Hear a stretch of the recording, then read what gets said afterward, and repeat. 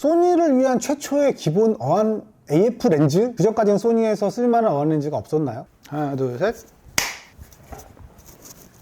안녕하세요. 아름다운 우도에 살고 있는 텀라이프입니다. 오늘은요, 관광 렌즈 하나를 리뷰를 하려고 하는데요. 이 렌즈는 그냥 관광이 아니고 어안 렌즈입니다. 이번에 시그마에서 새로 출시한 어안 렌즈고요. 15mm 1.4 DGDN 어안 렌즈입니다. 자, 이번 렌즈 리뷰는요, 세기 PNC에서 렌즈를 제공받아서 너무 감사하게도 광고를 받은 거죠.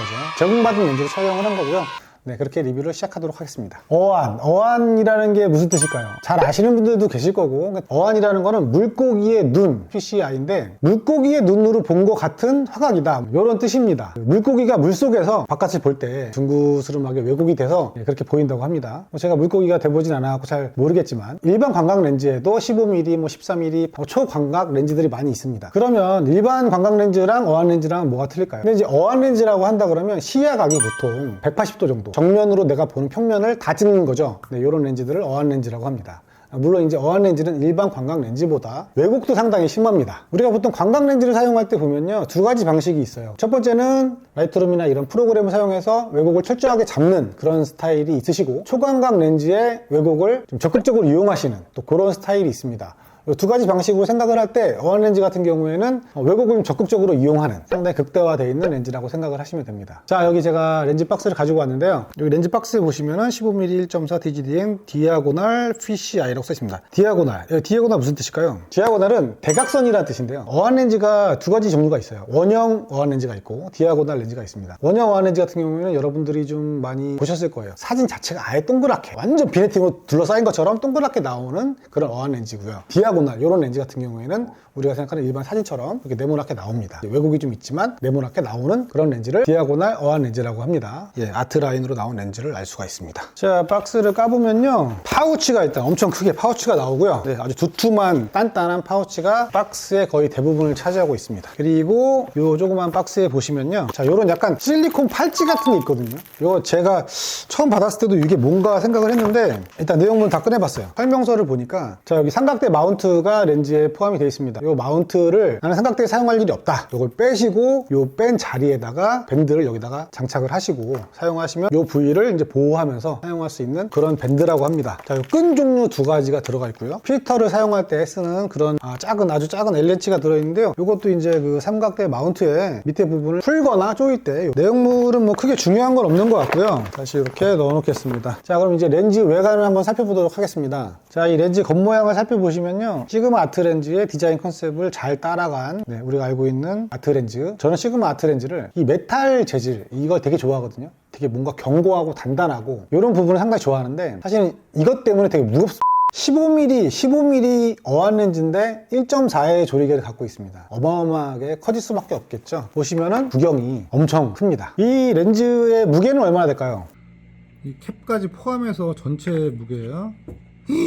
렌즈 외부에 보시면은 삼각대 마운트가 거대하게 단단하게 이렇게 껴있고요. 그리고 렌즈 바깥쪽에 촬영에 필요한 조작계들이 여러 개가 붙어 있습니다. AF, MF 변환 버튼이 있고요. AF 락이 있고요. MF 락이 있고요. 조리개 클릭 버튼이 있습니다. 이쪽에 보시면 조리개 링을 잠글 수 있는 버튼이 따로 있어요. 이걸 열게 되면 조리개 링이 움직이죠. 잠그게 되면 조리개 링이 움직이지 않습니다. 클릭 같은 경우에 ON으로 돼 있죠. OFF로 바꾸게 되면 소리가 나지 않고 부드럽게 바뀝니다. ON으로 하면 각각의 조리개 취해서 딱딱딱딱 끊어져서 움직이는 걸 볼 수가 있습니다. 요즘 렌즈들은 이제 거리계창은 다 없는 것 같아요. 이렇게 조작계들이 렌즈 바깥에 좀 많이 장착이 되어 있으면 되어 있을수록 촬영을 할 때 현장에서는 되게 좀 편리합니다. 카메라 설정에서 조작을 하는 것보다 직관적으로 사용하기가 상당히 좋습니다. 디자인적으로도 이런 게 상당히 좋다고 생각을 하거든요. 요 근래 렌즈들이 좀 많은 부분을 제거하고 나와요. 심지어는 조리개 링도 없는 렌즈들도 많이 있고요. 거리계창이나 수치라든가 이런 조작계가 겉에 붙어 있는 것이 약간 디자인적으로는 이쁘지 않은가. 우리가 사진을 렌즈 겉모양으로 찍는 건 아니지만 많은 시간 들고 다니는 카메라와 렌즈가 이쁘면 좋겠죠. 눈에 띄는 전면 캡이 있습니다. 상당히 특수해 보이는 전면 캡이 있습니다. 아무런 기능이 없이 그냥 뚜껑의 기능만 있는 건 아니고요. 자, 일단 여기 잠금 장치가 포함이 되어 있기 때문에 그냥 당겨서는 열리지가 않아요. 자, 요거를 눌러준 상태에서 열어야지만 개봉이 됩니다. 그리고 다시 덮을 때도 방향이 있어요. 맞아야지만 들어가고요. 다른 방향으로 넣었을 때는 들어가지 않습니다.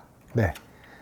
요건 좀 불편한 것 같아요. 왜냐면 우리가 끼울 때 맞춰야 된다는 게 상당히 좀 까다롭더라고요. 그래서 이 부분은 좀 불편한 것 같고, 잠금 장치랑 이런 부분들을 같이 포함을 하려고 하다 보니까 방향을 맞춰야 되겠죠. 일부러 불편하라고 이렇게 만든 건 아닐 거예요. 예전에 우리가 렌즈를 이렇게 어깨에 달랑달랑 메고 다니다 보면요, 캡이 어느 순간 생각지 못하게 날아가가지고 분실했던 분들이 많이 계실 거예요. 장기이기 때문에 이게 어깨에 메고 다닌다고 해서 갑자기 어느 순간 없어지진 않습니다. 그런 부분 좋은 것 같고요. 이 안쪽에 보시면은 뭐가 되게 좀 복잡한 것 같아요. 막 1, 2 막 써있고, 이게 뭘까? 요렇게 열 수 있는 수납함이에요. 수납함. 이거 뭘 수납을 하냐면요, 이 렌즈 같은 경우에는 위에가 볼록하게 나와 있기 때문에 UV 필터를 포함해서 각종 필터를 장착할 수가 없습니다. 초광각 렌즈들을 보면은 여기가 볼록하게 나와 있는 경우가 많이 있어요. 그래서 이 후드도 보호하기 위해서 일체형으로 아예 나와 있습니다. 이거는 아예 그냥 북바지로 보호용으로 껴있다고 생각하시면 되세요. 자, 그래서 여기다가 필터를 장착을 못 하는데 뒤쪽으로 필터를 장착할 수 있게 이렇게 되어 있습니다. 여기 화살표가 있죠? 장착할 수 있는 방향이 있어요. 여기에 끼우는 필터를 시트형 필터라고 하는데요, 시트형 필터를 2개를 장착할 수 있는, 자, 그래서 1, 2 써있죠? 그런 수납 기능이 있는 캡입니다. 이 캡을 어쩌다 잊어버리면 상당히 비쌀 것 같다. 그리고 이 삼각대 마운트 링 같은 경우에는요, 끝에 부분 보시면은 도브테일 플레이트처럼 모양이 생겼어요. 제 삼각대에 껴보니까 정확히 호환이 됩니다. 네, 도브테일 삼각대와 호환이 되고요. 플레이트 같은 경우에는요, 이걸 출러서 렌즈를 회전할 수가 있습니다. 이게 뭐냐면 삼각대에 끼운 상태에서도 가로 사진, 세로 사진을 쉽게 할 수가 있습니다. 어안렌즈는 독특하죠. 어안렌즈에 대한 일반 사진가들의 의견을 2가지로 나눠보면요, 왜곡이 너무 심하다, 난 사용하지 않는다, 이런 의견이 많이 있습니다. 하지만 반대쪽에서는요, 이 렌즈를 꼭 써야만 하는 업계도 있으시고요, 전문가들의 세계에서는 이런 특수한 렌즈가 필요한 그런 분들이 분명히 계십니다. 수중사진 혹은 천체 사진을 많이 찍으시는 분이나 부동산 사진에서도 많이 사용이 됩니다. 좁은 실내 공연장 같은 곳에서 공연을 촬영해야 되는 경우다. 그러니까 한 장의 사진에 최대한 많은 정보를 때려 넣어야 되는 업계에 계신 분이라면 이 렌즈는 성배와 같은 렌즈가 될 것이다. 특수한 목적을 가지신 분들, 전문가들에게 적합한 그런 렌즈가 되겠습니다. 근데 제가 이 렌즈를 받고서 지금 한 몇 주 정도 사용을 해봤거든요. 몇 주 동안 이 렌즈를 메고 다니면서 느낀 게 있어요. 생각보다 너무 넓게 찍히고 이런 부분 때문에 컨트롤하기가 되게 어렵다라는 생각도 했지만, 저 같은 경우에는 이제 스케치, 그러니까 그림, 스케치를 위해서 사진을 찍는 경우가 있습니다. 어떤 풍경을 찍을 때 꼭 전체적으로 들어가는 사진을 찍으려고 노력을 하는 편인데, 이 렌즈로 제가 찍어보니까 되게 좁은 카페에서도 한 장에 전체를 무조건 담을 수가 있다 라는 이런 부분들이 상당히 편리했습니다. 얼마 전에 성산유출봉을 갔어요. 성산유출봉을 가까이 가서 보면은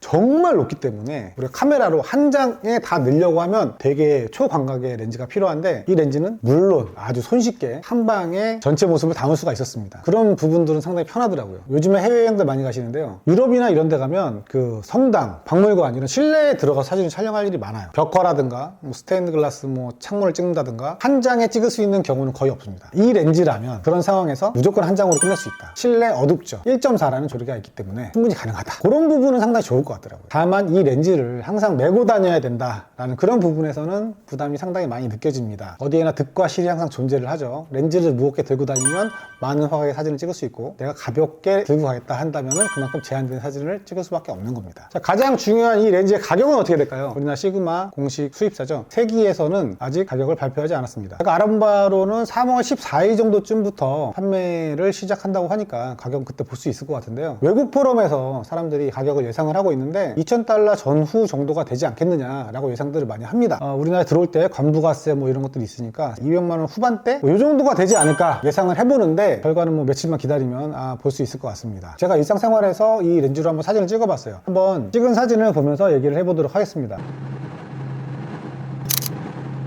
지금 보시는 영상과 사진은 모두 15mm 어안 렌즈로 촬영을 했고요. 영상은 아무래도 움직이다 보니까 왜곡이 좀 잘 보이죠.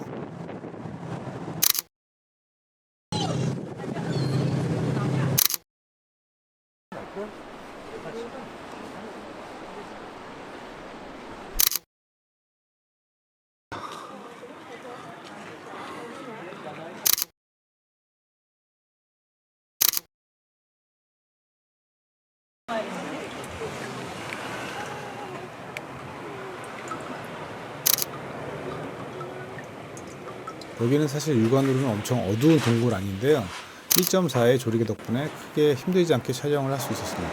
1.4의 조리개는 인물과 배경을 분리해 주는데도 확실히 장점이 있고요.